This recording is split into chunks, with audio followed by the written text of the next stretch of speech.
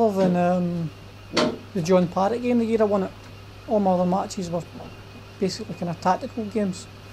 And I said to you at the time when I won it, I could have played a lot better than that. But that was a good performance. I played pretty well. Damage was done pretty much first session, wasn't it? Yeah, it was good to win the last frame of the first session, because you could kind of sense that Stephen's kind of head wasn't quite right. But I know tomorrow's another day, so I thought I was well, being 7-1 up and 6-2, and he comes back and he plays well. So I knew if I played well to start with this morning, it'd be pretty hard for him to come back, and luckily I played a kind of really good 4 frames, and that was basically over, really. He does struggle, he said himself then, mentally he struggles, beats himself a little bit. Yeah, well I think he knows how good he is. Yeah. I mean, no matter how much he's in front, I do it if I'm watching snooker just now and somebody goes 7-1 up, or you think that's the game done. But you're always under pressure here. I mean, I'm under pressure at 12-4. Obviously you would rather be 12-4 up, but you would think you're a shoo-in, but I know how good Stephen is, and Stephen could easily ring off 6-7 frames without you getting a shot, and then before you know it you're under all sorts. Yeah. But it's you're always under pressure here, so you just got to deal with it. Well, and you sort of came here this year as I think 150 to 1 shot. It's quite a big price for a former champion. I mean, how far do you think you can go this year? I thought I could have won it before I came. I mean, that's what you're aiming to do. I don't really go to tournaments hoping to get to kind of the quarter final or semi. I mean, I need the semi final to get in the top 16, but I'm not really interested in the 16.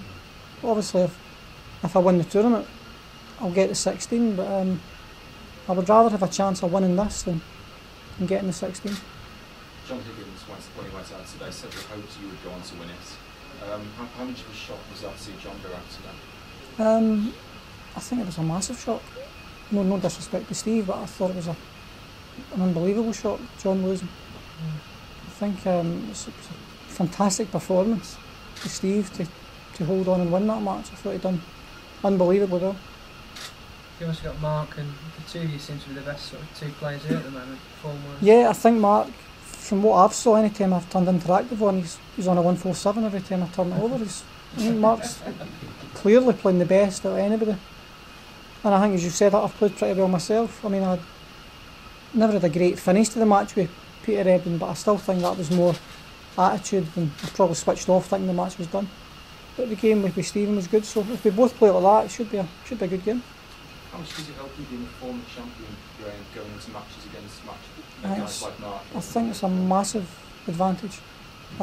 That's just me personally. I don't know how Mark feels. I don't know how Mark Selby feels, or Ding, or players like that. It's a massive advantage, I think, because if I get hit by a bus tomorrow, I can't play snooker, I would still be happy that I've won it. And players like Stephen Maguire and Mark Selby and Ding and Neil Robertson and other players that are all more than capable of winning it, and you would imagine would win it at some point, but you can never tell what's going to happen. Until they win it, they're always never going to know. So I think it makes a big difference.